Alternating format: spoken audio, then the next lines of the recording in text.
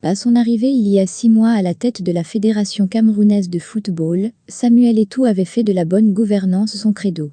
Il y a quelques mois, devant un membre du gouvernement de Paul Biya, il se vantait d'avoir fait réduire en quelques semaines, de 80%, les magouilles au niveau de la Fédération camerounaise de football.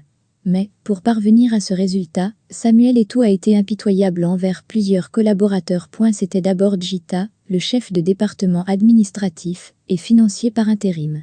Présenté comme l'homme du SG démissionnaire Benjamin Didier Banlok, cet ancien de Bolloré devait répondre des accusations de malversation supposément entreprises avec son ancien mentor. « Je sais que vous êtes en contact avec Banlok, dites-lui que je vais le traiter », aurait déclaré le président de la FECAFOOT.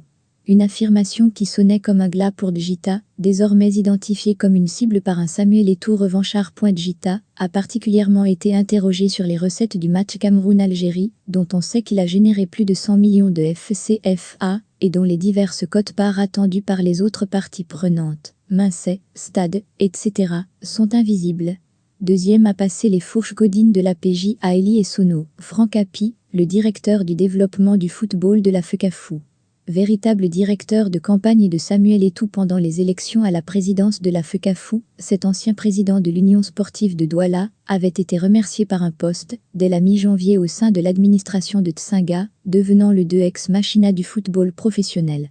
C'est à ce titre qu'il a poussé et soutenu la formule du cantonnement et de la prise en charge des équipes pour l'organisation du championnat Eliton.